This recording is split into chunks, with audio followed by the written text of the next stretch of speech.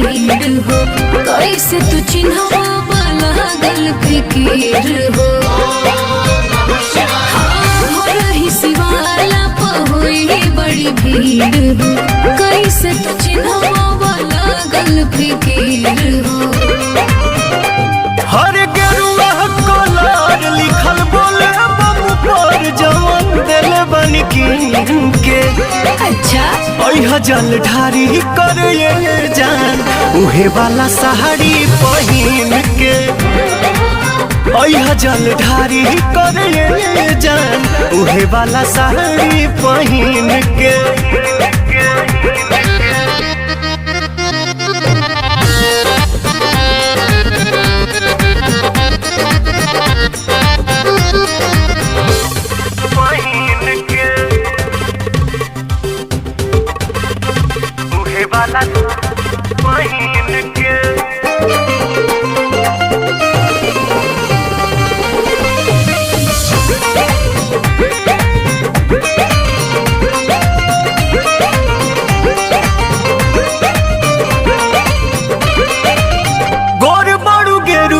Colour तोहमें खोली कहली हटी करगरी चंदन के गोली।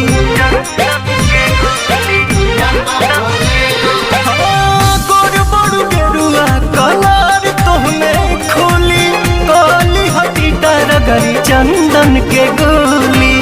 सावन महीना जब से चढ़ गइल बा, भक्तिया भाव दिल में भर गइल बा।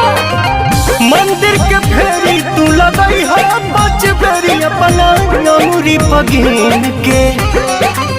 है जल ढारी करे ये जान उहे वाला साड़ी पहिन के।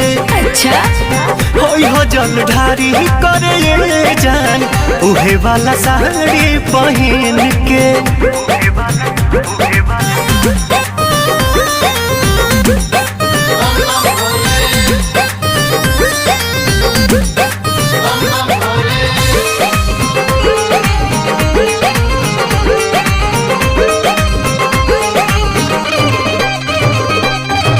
साचो कहीं लागता रुआ तना सुनर है, भोला कोरस के हुके लागे ना नजर हो। साचो कहीं लागता रुआ तना सुनर है, बाबा कोरस के हुके लागे ना नजर हो। तोहरे ला भूखल माने सावली सुमारी, खुश भगवान मन अरुण बिहारी।